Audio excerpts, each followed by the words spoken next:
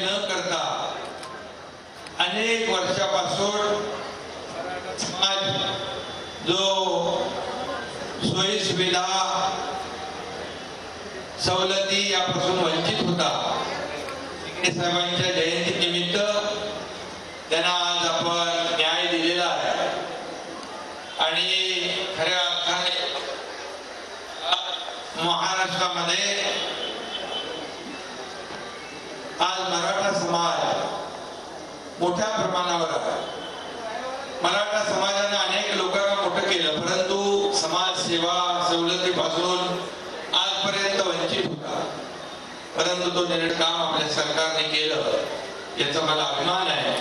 सरकार सर्वसामान्यांचं, गोरगरिबांचं, शेतकऱ्यांचं, कष्टकऱ्यांचं, माता भगिनींचं, युवकांचं, सगळ्यांचंच आहे.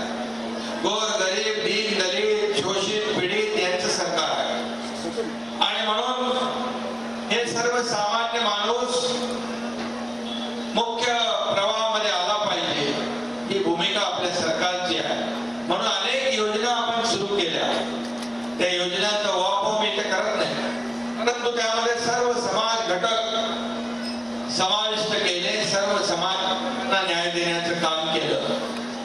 आणि त्यामध्ये शेतकऱ्यांसाठी आपण अनेक निर्णय घेतले, कष्टकऱ्यांसाठी, कामगारांसाठी, महिला भगिनींसाठी, ज्येष्ठांसाठी, तरुणांसाठी, सगळ्यांसाठी सरकारने आतापर्यंत कधी न झालेले धाडसी निर्णय आपल्या सरकारने घेतले.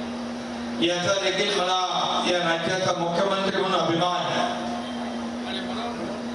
धर्मवीर आनंद दिघे साहेबांनी जे दाखवले, जे शिकवले, त्याप्रमाणे आपण वाटचाल करतोय, याचा सार्थ अभिमान.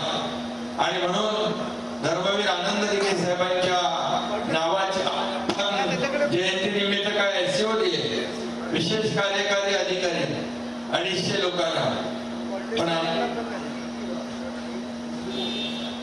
भरपूर आपले एसओ होऊ शकतात. त्या सगळ्यांनी नावं घ्या, त्यांनाही समाजाची सेवा करण्यासाठी वाव द्या.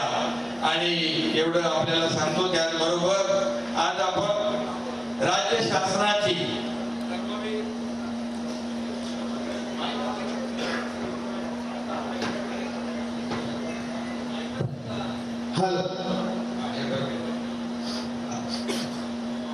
राज्य सरकारचे देखील दिघे साहेबांनी अतिशय समाजाची सेवा करताना त्यागी वृत्तीने काम केलं.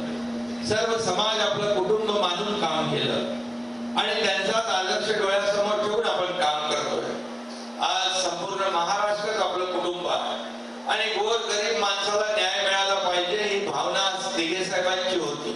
दिघे साहेबांच्या दरबारामध्ये, आनंद आश्रमामध्ये आलेला गोरगरीब, दीन दलित कधी खाली हाताने गेला नाही. आलेला दुःखी चेहऱ्याने आलेला माणूस आनंदामध्ये हसत मुखाने परत गेलेला आपण पाहिला आहे.